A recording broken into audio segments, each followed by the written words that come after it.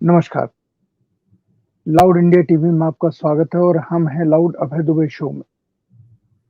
11 बज रहे हैं, रविवार का दिन है। दुनिया में घटनाएँ बहुत घटी हैं जिनके ऊपर अभय जी का रिएक्शन हम चाहते हैं। हालाँकि मैं ये जानता हूँ कि अभय जी अब तक टेलीविज़न के ऊपर और सोशल मीडिया पे अपने बाकी दोस्तों के चैनल पे बहुत कुछ कह चुके होंगे।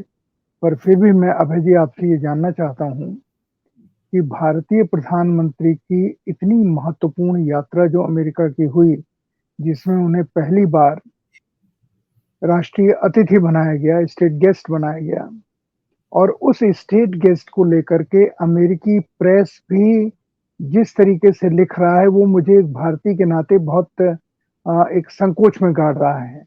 गाड़ इसलिए रहा है कि वो लोग ये लिख रहे हैं कि प्रधानमंत्री मोदी मैं एक-एक सवाल पूछता जाऊँगा, जो आप छोड़ेंगे उसको पूछूँगा कि जैसे वो टेलीप्रॉम्प्टर से बोलते हैं, बिना टेलीप्रॉम्प्टर से वो बोल नहीं सकते और उन्होंने जो वहाँ भाषण दिया, उनके पोडियम के ऊपर 3 तरफ वो लगा हुआ था टेलीप्रॉम्प्टर। एक दूसरी चीज़ बाइडेन से वो बातचीत अंग्रेजी में वही कर रहे थे, जो उन्होंने गुजराती भाषा में हिंदी में अपनी डायरी में लिख रखी थी और वो जो बाइडेन से बात कर रहे थे आधे, आधे, आधे।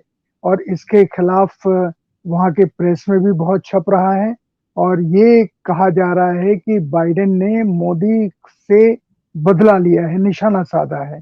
एक तो चीन के पास पहले अपने रक्षा मंत्री को भेज दिया और उसके बाद फिर मोदी जी को बुला के उन्होंने एक तरह से मोदी जी को घेरने की कोशिश की ताकि हम हिंदुस्तान को पुलिस चौकी बना सकें चीन के खिलाफ। तो मैं यहाँ से बात शुरू करना चाहता हूँ, आपको क्या लगता है ये जो अमेरिकी मीडिया में जो हमारे बारे में चल रहा है और भी बहुत सारी चीज़ें चल रही हैं जिसको हम आगे आपसे पूछेंगे। पर सबसे खतरनाक बात ये है कि वो बिना टेलीप्रॉम्प्टर के नहीं बोल सकते, ये कहा जा रहा है। देखिए अगर भारत का प्रधानमंत्री अमेरिका जाता है और वो एक तैयार पटकथा के आधार पर, एक तैयार भाषण के आधार पर बोलता है, चाहे वो टेलीप्रॉम्प्टर के ज़रिए बोले, चाहे वो लिखित रूप से बोले, तो मुझे व्यक्तिगत रूप से इसमें कोई आपत्ति नज़र नहीं आती। मुझे लगता ये है कि वहाँ पर जब आप विदेश की धरती पर हैं और आप वहाँ पर अगर राजकीय अतिथि हैं और आपको भारत का स्टैंड रखना है, तो आपको बिल्कुल नपी-तुली बात वहाँ पर बोलनी है। जो भी बोलना है, उसके बारे में आपको पूरी तरीके से आश्वस्त होना है कि आप जो बोल रहे हैं उसमें कोई गड़बड़ी नहीं होगी। समस्या ये नहीं है कि टेलीप्रॉम्प्टर से बोल रहे हैं, समस्या ये है कि टेलीप्रॉम्प्टर से भी बोलते हुए गड़बड़ी क्यों कर रहे थे? मतलब ये टेलीप्रॉम्प्टर से बोल रहे हैं, तब तो आप बिल्कुल साफ तरीके से आपको बोलना चाहिए। चाहे आप हिंदी में बोल रहे हों, चाहे गुजराती में बोल रहे हों या अंग्रेज़ी में बोल रहे हों, फिर तो आपको पढ़ना है उसको वहाँ पर। तो वहाँ पे भी मोदी जी ने जो गूफ अप किए या थोड़ी बहुत जो गड़बड़ियाँ उनसे हुई जो है, वो नहीं होती। इसका मतलब है जितना उचित अभ्यास करके वो उन्हें जाना चाहिए था, उतना वहाँ नहीं गए। उसका एक मतलब ये भी है कि अंग्रेज़ी में इतना हाथ उनका मजबूत नहीं है कि वो टेलीप्रॉम्प्टर से इस तरह से बोल सकें जो स्वाभाविक रूप से अंग्रेज़ी के वक्ता हों। तो ये है बात, ये समस्या है। लेकिन आप ये देखिए कि हिंदुस्तान पे उसका क्या असर पड़ रहा है। भई अमेरिका में तो गोदी मीडिया नहीं है। अमेरिका की मीडिया तो आज़ाद है। अमेरिका की मीडिया तो ऐसा है कि वो ट्रम्प से बिल्कुल प्रेस कॉन्फ्रेंस में टक्कर लेता था और ट्रम्प सीएनएन और दूसरे लोगों को कहता था कि यू आर फेक न्यूज़, आप निकल जाइए मेरी प्रेस कॉन्फ्रेंस से बाहर। मतलब इस अमेरिका के पिछले राष्ट्रपति से मीडिया का ये इस प्रकार की टक्कर थी और उसमें तो मीडिया का एक बड़ा हिस्सा ट्रम्प के खिलाफ था पूरी तरीके से और अगर उसकी चलती तो ट्रम्प को चुनाव ना जीतने देता। जिसका फ़ायदा दरअसल बाइडेन को मिला भी बाद में जाकर। तो जी, मैं इसको इस तरीके से देखता हूँ कि अमेरिका में जो हो रहा है वो तो एक पक्ष है उसका। लेकिन भारत में गोदी मीडिया के ज़रिए और आम तौर पर भारत का प्रधानमंत्री विदेश गया हुआ है, तो उसके बारे में लोग जो उनके आलोचक हैं वो भी संकोच कर रहे हैं कुछ बोलने से। प्रधानमंत्री के अंग्रेजी के उच्चारण को लेकर या उन्होंने टेलीप्रॉम्प्टर से बोलते समय उन्होंने जो थोड़ी बहुत गड़बड़ियाँ की, उनको लेकर वो लोग जो यहाँ पर वैसे नरेंद्र मोदी के आलोचक हैं, वो भी कह रहे हैं कि भाई इन प्रश्नों को इस वक्त नहीं उठाना चाहिए। अच्छा, अब यहाँ पर जिस तरीके से मीडिया पर दिन रात उधर पटना में विपक्ष की मीटिंग चल रही थी और जो पिछले 10 साल में होने वाली मैं समझता हूँ सबसे बड़ी घटना थी। भारत में लोकतांत्रिक चुनावी राजनीति के लिहाज से देखा जाए तो उस पर असर डालने वाली पिछले 2014 के बाद हुई सबसे बड़ी घटना थी, जो पटना में हुई। और उस वक्त लोग मोदी का सुपर संवाद वगैरह वगैरह, लगातार मोदी का ही भाषण, जैसे टीवी की भाषा है नहीं कि आज पीएम का लेक्चर काटो, तो वो लगातार अमेरिका में पीएम का लेक्चर ही काट रहे थे लगातार, वही बार बार आ रहा था, एक ही चीज को बार बार दिखाया जा रहा था, और जो पटना में चल रहा था उसको नीचे लाइन में चला रहे थे। कहीं शाम के समय जाकर उन लोगों ने ठीक से पटना की घटना को दिखाना शुरू किया। ये तो आप भारत की बात कर रहे हैं। जो जो अमेरिका से नैरेटिव मोदी जी बनाने की कोशिश कर रहे हैं, उस नैरेटिव को मीडिया के जरिए हिंदुस्तान में चैनलाइज किया जा रहा है। अभय जी, ये उसका वो पहलू जुड़े जी।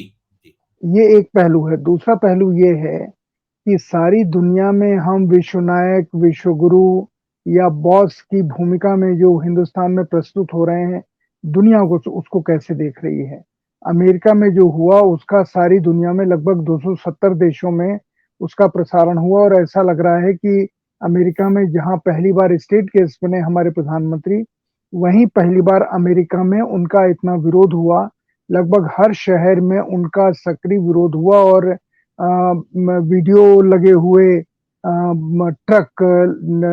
ट्रक्स निकाले गए जिसमें बहुत सारे सवाल उठाए गए, और वहां सिविल सोसाइटी के भी लोग थे और इंडियन अमेरिकन भी थे।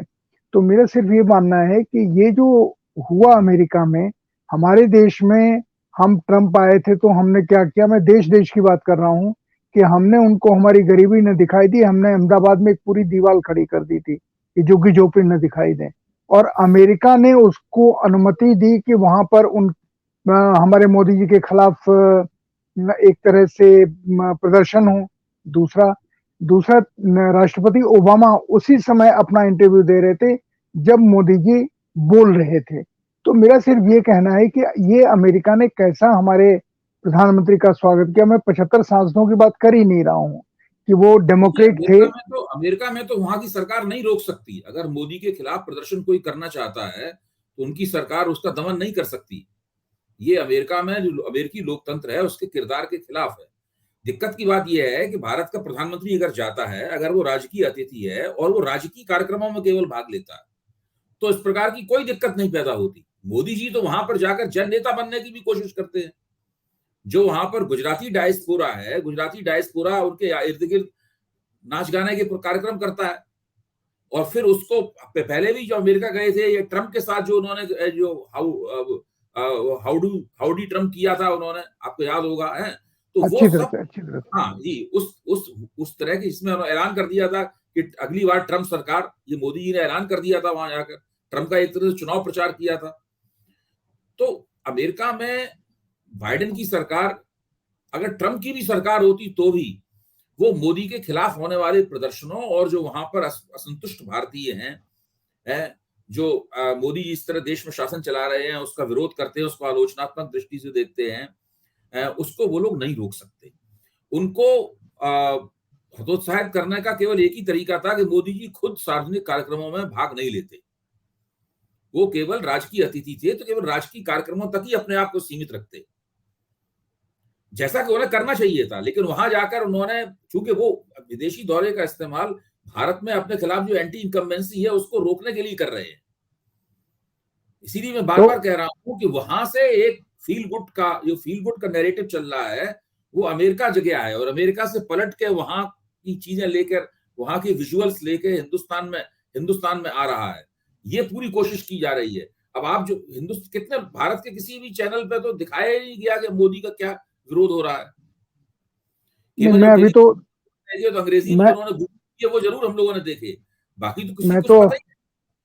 मैं तो अभी विश्व के फलक की बात कर रहा हूँ, जो दूसरे देशों के समाचार स्रोत हैं, अखबार हैं या टेलीविजन चैनल हैं, जिनको मैं लगातार देख रहा था। उन सब में जिस तरीके से मोदी जी के इस दौरे को डाउन किया, और खासकर सीएनएन ने जिस तरीके से इस रिपोर्ट को दिखाया, उससे ये लगता है कि मोदी जी का विश्वव्यापी छवि बनाने का एक प्रयास थोड़े संकट में आ गया। दूसरी चीज जो महत्वपूर्ण है, ये आप जो बात कह रहे हैं, ये विश्व गुरु बनने का दावा, ये तो अपनी भाजपा वालों की अपनी फिक्रेबाजी है। भारत में भी सब लोग इस दावे को गंभीरता से नहीं लेते। कर्नाटक के चुनाव ने दिखा दिया है कि विंध्याचल के उधर, यानी दक्षिण भारत में, दक्षिण भारत मोदी को अपना नेता नहीं मानता। दक्षिण भारत मोदी की आवाज नहीं सुनता। उत्तर भारत में भी, पंजाब में मोदी की आवाज नहीं सुनी जाती। पंजाब में ना लोकसभा में सुनी जाती है, ना विधानसभा चुनाव में सुनी जाती है पंजाब में। तो भारत भी मोदी का, कितने लोग मोदी के समर्थक हैं, कितने लोग मोदी के समर्थक नहीं है, कहां मोदी का दबदबा है, कहां मोदी का वर्चस्व है, कहां नहीं है, ये बात बिल्कुल अपने आप में स्पष्ट है। दक्षिण भारत नरेंद्र मोदी और भारतीय जनता पार्टी के लिए बिल्कुल नो मैंस लैंड बन गया है। और अभी तेलंगाना के चुनाव में भी ये बात साबित होगी, और ये बात इन लोगों को ठीक से पता लग गई है। अब आप विश्वगुरु का बनने का दावा लेकर अमेरिका जाते हैं और दूसरी जगहों पर ये सब मीडिया के तमाम ये हथकंडेबाजी करते हैं प्रोपेगेंडा की। ये भारत में भी इसको कौन गंभीरता पूर्वक लेता है? केवल सरकारी लोग, भाजपा के खुले और छिपे हुए समर्थक, यही विश्वगुरु, अमृतकाल, ये सब पूरी जो भाषा शैली है, ये बाकी सब लोगों के लिए बहुत ही हास्यास्पद भाषा शैली है, और आम जनता को उस भाषा शैली से कोई मतलब नहीं है। आम जनता देखती है कि ये बंदा हमें इतनी सब्सिडी दे रहा है, हमारे खाते में ये पैसा आ रहा है, ये चीज हमें मुफ्त मिल रही है, ये सरकारी मदद से हमारा इतना बन गया। आम जनता ये देखती है, गरीब आदमी ये देखता है, और मध्यवर्गीय लोग भी सब ये इसी तरह से देखते हैं। ये जो मध्य वर्ग का जो ऊपरी सतह है, यानी मध्य वर्ग की जो मलाईदार सतह है, उसके बाद फिर उच्च मध्य वर्ग शुरू होता है और उच्च वर्ग शुरू होता है। इन लोगों को अगर आप छोड़ दें तो बाकी लोगों का रवैया सरकार के प्रति पूरी तरीके से प्रैग्मेटिक है, पूरी तरह सरकार।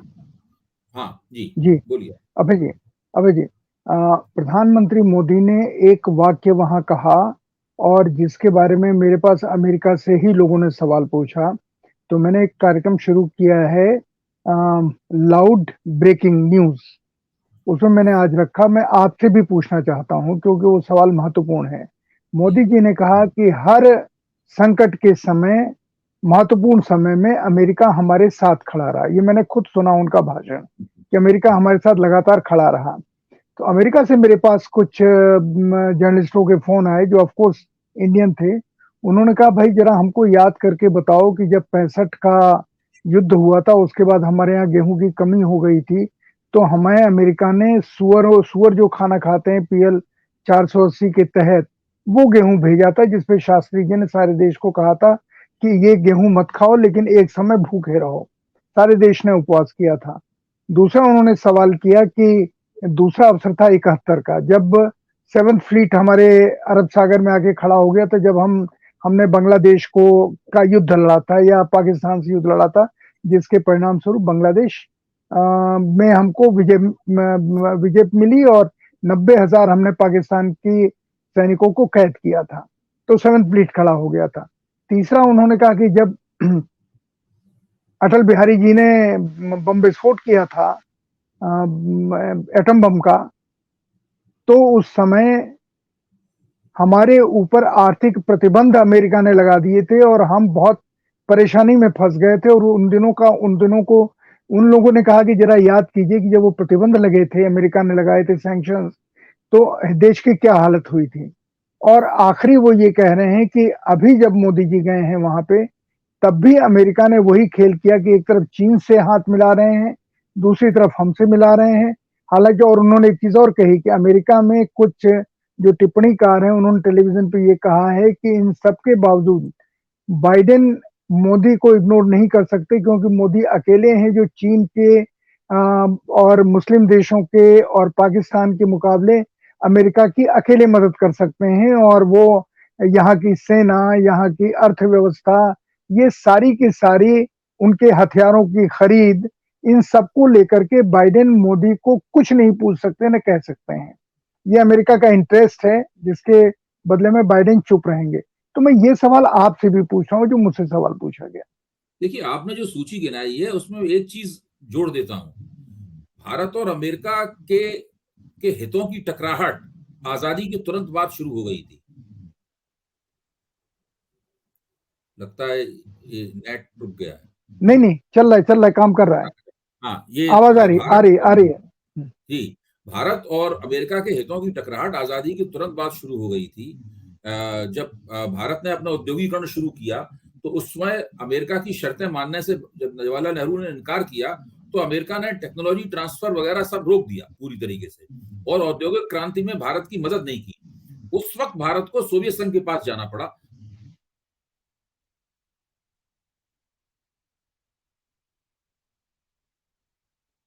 फिर से नहीं, आवाज़ नहीं आ रही है।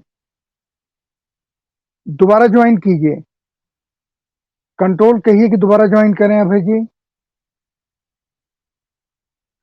अभय जी दोबारा ज्वाइन करें, ऐसा कंट्रोल कहिए।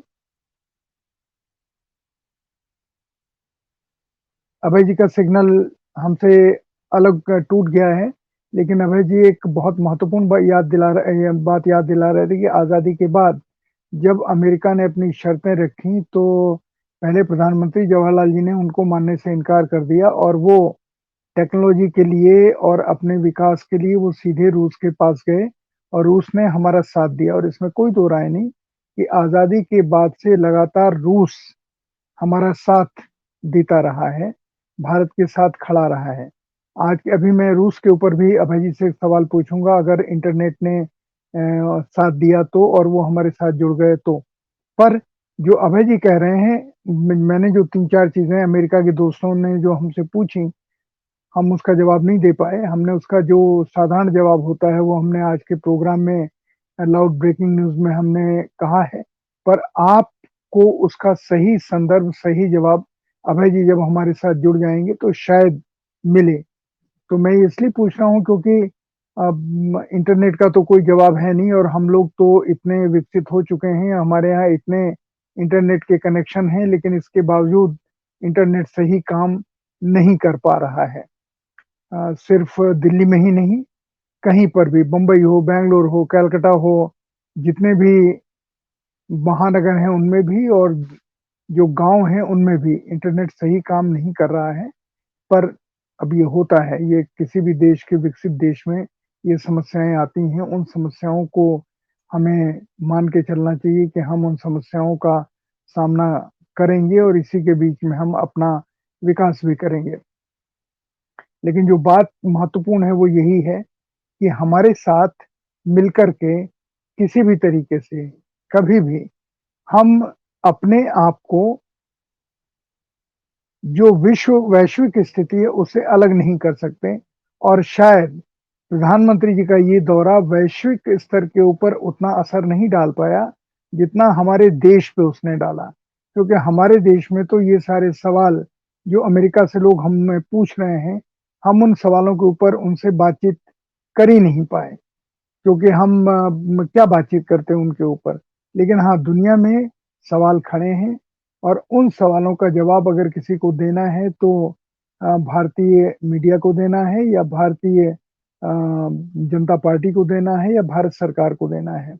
हम एक पत्रकार का रोल निभा करके नहीं, हम संतोष जी, ये जी हमारा भाई, सिस्टम अपने आप ही बीच में बंद हो गया था और जी, वो जी, रीस्टार्ट होने लगा था। जी, मैं जहाँ से बात कर रहा था जी, वहीं से मैं शुरू करता हूँ। जी, जी, आपने जो भारत और अमेरिका के संबंधों का जो इतिहास बताया, ये इतिहास असल में पहले से ज़्यादा भारत जब आज़ाद हुआ था 50 के दशक में ही दोनों के संबंधों के बीच में समस्याएं पैदा हो गई थी और अमेरिका ने जी, भारत की औद्योगिक क्रांति में हाथ बटाने से मना कर दिया था। उसी वक्त इसीलिए भारत को मजबूरी में सोवियत संघ के पास जाना पड़ा और सोवियत संघ ने भारत की पूरी मदद की, जो भिलाई खुला और दूसरी बड़े-बड़े कारखाने खुले, उसमें सोवियत संघ की अमेरिका के मुकाबले ज़्यादा भूमिका थी। तो आपने बिल्कुल ठीक बताया कि मोदी जी ने जो कहा है कि अमेरिका हमेशा संकट में खड़ा रहा, ये बात तो ऐसी है जिसके ऊपर एक बच्चा भी इसके ऊपर आपत्ति करेगा। इसको खारिज करने के लिए या इसकी आलोचना करने के लिए या इसको आड़े हाथों लेने के लिए किसी विशेष योग्यता की आवश्यकता नहीं है। देखिए, भारत में अमेरिका एक ऐसा नाम है जो कि भारतीय जनता को बहुत ज्यादा पसंद कभी नहीं आया। अमीर आदमियों को छोड़ दीजिए, उसके अलावा अमेरिका भारतीय हितों का समर्थन कर रहा है या दुनिया के विश्व मंच पर भारत के हितों के लिए संघर्ष कर रहा है। ऐसी स्थिति अगर पहली बार आते हुए दिखाई पड़ रही है तो वो मनमोहन सिंह जब प्रधानमंत्री थे उस वक्त आते हुए दिखाई पड़ी। 2009 के चुनाव से पहले भारत और अमेरिका के बीच में संधि हुई है, उस संधि के बाद से अमेरिकी रुख जो है वो भारत के पक्ष में दिखाई पड़ा है, वरना अमेरिका आमतौर पर पाकिस्तान के साथ रहता था। अमेरिकी हथियारों के दम पे ही पाकिस्तान ने भारत के साथ युद्ध लड़े हैं। जो पैटर्न टैंक थे वो अमेरिका से प्राप्त हुए थे, जो F-16 विमान है पाकिस्तान को मिले थे वो भी अमेरिका से प्राप्त हुए थे। तो पाकिस्तान तो हमेशा अमेरिकी हथियारों के आधार पर इतराता रहा है, भारत के साथ लड़ाई करता रहा है। इसलिए मोदी जी पता नहीं किस तुफैल में वहां पर कह रहे हैं कि अमेरिका हमें लगातार हर संकट में हमारे साथ खड़ा रहा। मोदी से अगर पूछा जाए तो इसके आप 5 उदाहरण गिना दिए तो वो नहीं गिना पाएंगे। मेरा कहना है एक उदाहरण भी शायद वो नहीं गिना पाए। तो एक तो ये स्थिति मतलब मैं सिर्फ ये कह रहा हूं कि अमेरिका में हमारे ज्ञान को लेके, प्रधानमंत्री जी के ज्ञान को लेकर के एक एक अजीब तरह का, जो वहां पत्रकार हैं या हम लोगों के मित्र हैं, उन लोगों के बीच में एक अजीब तरह की स्थिति बन गई है। और वो ये भी कह रहे हैं कि हम यहाँ अपने जो अमेरिकन साथी हैं उनसे नजरें नहीं मिला पाते हैं कि हमारा प्रधानमंत्री जिस तरीके से, मैंने उनसे कहा कि देखिए अब ये तो प्रधानमंत्री का रुख है, उसके बारे में हम क्या कह सकते हैं। पर हाँ अभय जी, दूसरा एक बहुत बड़ा सवाल है जो भी आपने रूस का जिक्र किया। आज रूस एक नए संकट में गिर गया है और थोड़ी देर पहले की खबर है कि राष्ट्रपति पुतिन ने मॉस्को छोड़ दिया है। ये जो रूस में नई संकट की स्थिति आई है कि उनकी अपनी बनाई हुई वैगनर आर्मी ने, जो भाड़े की सेना है, उसने उन्हीं के खिलाफ हमला बोल दिया है, हथियार चला दिए हैं और मॉस्को की तरफ उन्होंने कूच कर दिया है और लगातार वो जीतते आ रहे हैं। ये स्थिति क्या संदेश देती है कि हमें अपने देश के ऊपर भरोसा करना चाहिए? उक्रेन के ऊपर हमला किया तो हम सब लोग ये मानते थे, मैं भी उनमें शामिल था, कि ये ज्यादा से ज्यादा ये युद्ध जो है 3-4 दिन से लेके 1 हफ्ते चलेगा, क्योंकि दोनों की जो सामरिक ताकत थी उनके बीच में कोई मुकाबला नहीं था। और सब लोग मान रहे थे कि यहाँ तक कि एक जो विदेश सेवा के पूर्व अफसर थे, जो मोदी जी के बहुत बड़े प्रशंसक आजकल बने हुए हैं, उन्होंने तो ये तक कह दिया था कि जो ज़ेलेंस्की हैं वो दरअसल उक्रेन छोड़कर भाग गए हैं और वो कहीं दूसरी जगह छुपे बैठे हुए हैं। हालांकि 24 घंटे के अंदर अंदर उनकी बात गलत साबित हो गई। उक्रेनियों ने जम के मुकाबला किया। ये बात भी सही है कि उक्रेनियों को जितनी मदद, जिस उत्साह के साथ मदद मिलनी चाहिए थी पश्चिमी देशों द्वारा, वैसा नहीं हुआ। लेकिन इसके बावजूद भी पुतिन उक्रेन को पराजित करने में नाकाम रहे। अब जैसे जैसे वो युद्ध लंबा खिंचता चला, उन दोनों उत्तर प्रदेश में चुनाव चल रहा था। स्थिति ये थी कि हम लोगों को उत्तर प्रदेश चुनाव की परिस्थिति पर टीका टिप्पणी करने के लिए बुलाया जाता था और हम लोग युद्ध के ऊपर बातचीत करते रहते थे और वहीं पे रक्षा विशेषज्ञ बुला लिए जाते थे। हम लोग सब मिलकर युद्ध की समीक्षा करते थे। ये स्थिति थी उस वक्त। तो मैं ये मानता हूं कि उस युद्ध के लंबे चलने से लगातार पुतिन की स्थिति रूस की अपनी अंदरूनी राजनीति में कमजोर होती चली गई और फिर वो एक तानाशाह है, उन्होंने बहुत सारे मनमाने कदम उठाए हैं। ऐसे लोगों के कदम जब उनकी स्थिति कमजोर होती है तब फिर उनके खिलाफ, बिल्कुल इसको बूमरैंग कहते हैं, मतलब उल्टे उन्हीं के ऊपर पड़ते हैं और उसका आघात उन्हीं के ऊपर होता है। आज पुतिन उन्हीं स्थितियों का सामना कर रहे हैं और ऐसी स्थिति में मैं मानता हूं कि जितनी पूर्व सोवियत संघ ने और उसके बाद में रूस ने भारत की मदद की है, अमेरिका ने पिछले 70 साल में नहीं की है मदद। और आज रूस उस स्थिति में फंस गया है कि भारत चाह के भी उनकी कोई मदद नहीं कर सकता, क्योंकि वो तो भारत की मदद के दायरे से बिल्कुल बाहर की परिस्थितियां हैं।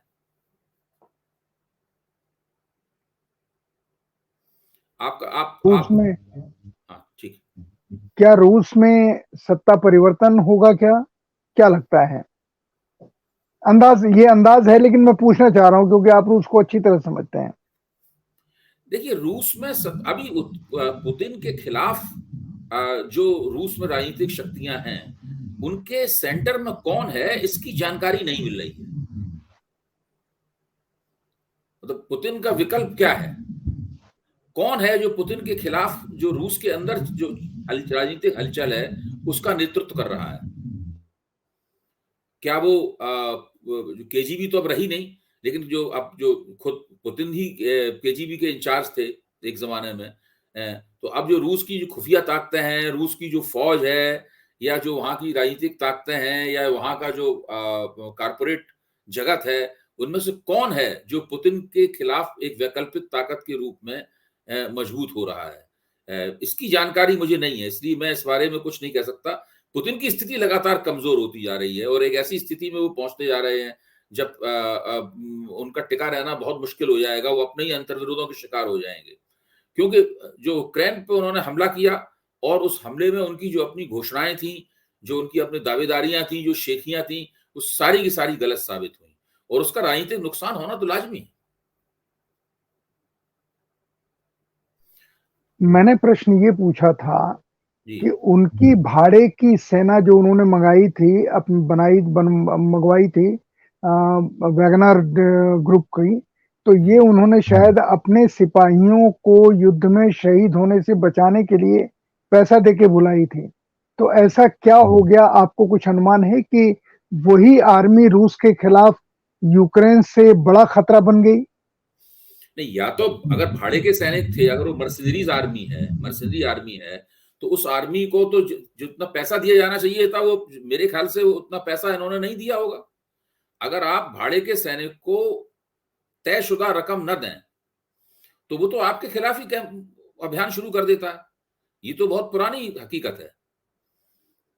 अगर आप भाड़े के सैनिकों के साथ जो आपका समझौता हुआ है, देखिए दुनिया के इतिहास में भाड़े के सैनिकों ने बहुत सारे युद्धों में भूमिका निभाई है। ये 12वीं-13वीं शताब्दी से ये प्रक्रियाएँ चल रही हैं सभी जगह। बहुत बड़े-बड़े युद्धों में भाड़े के सैनिक काफ़ी बड़ी भूमिका निभाते रहे हैं। अब यहाँ पर जो हो रहा है रूस में उसमें कुछ अंदरूनी खबर इस तरह की मिलनी चाहिए, जिससे पता लगे कि भाड़े के सैनिकों को किस ज़रिए उनको भुगतान होता था या जितना भुगतान बताया गया था उतना भुगतान हुआ है या नहीं हुआ है। उसके बाद से उससे कुछ जानकारी प्राप्त हो, तब कुछ बात कही जा सकती है निश्चिततापूर्वक। तो अभय जी, जो अभी जो आपने अंतर्विरोध शब्द का इस्तेमाल किया, जी। क्या ये अंतर्विरोध पाकिस्तान में भी ऐसा ही खड़ा हो गया है जैसा रूस में खड़ा हुआ है? पाकिस्तान की परिस्थिति रूस से भिन्न है।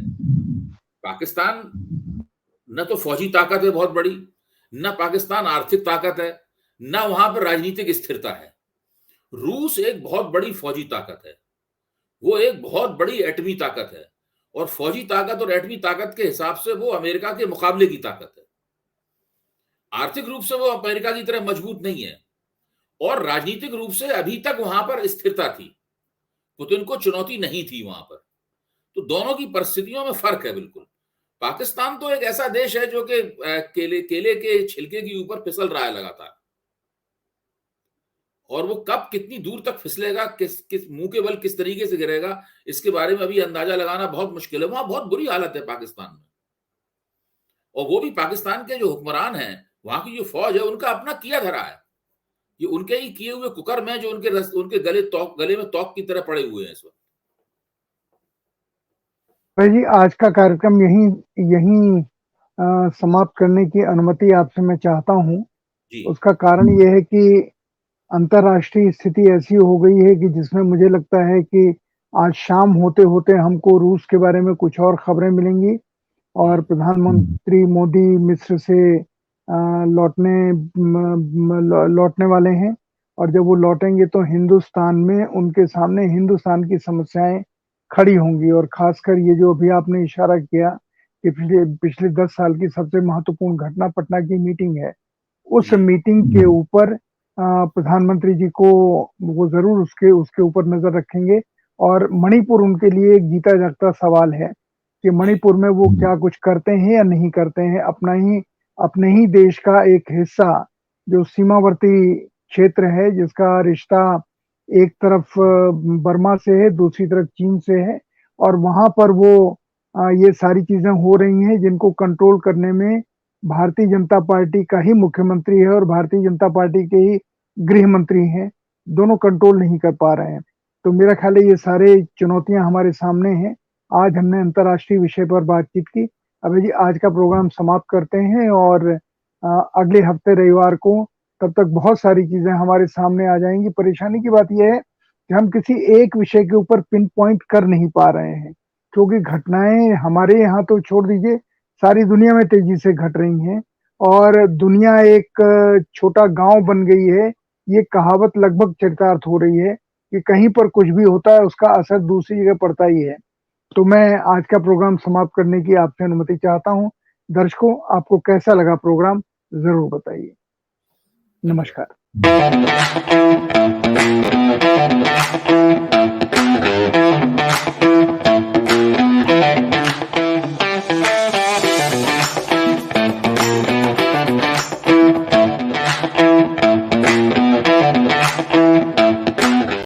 क्या आपका बच्चा हर वक्त रोता रहता है? क्या आप अक्सर बीमार रहते हैं? क्या परिवार में बिना वजह झगड़े होते हैं? क्या आपको घर में डर लगता है? क्या आपके बनते काम अचानक बिगड़ जाते हैं? काला जादू, बुरी नजर, नेगेटिव एनर्जी, इन सब का उपाय है शुभ पूजा के पास। सिर्फ 15 मिनट में मिलेगा आपको इन सब परेशानियों का समाधान। नजर उतार पूजा केवल 1100 रुपए में। आज ही कॉल करें हमें या विजिट करें हमारी वेबसाइट www.shubhpuja.com।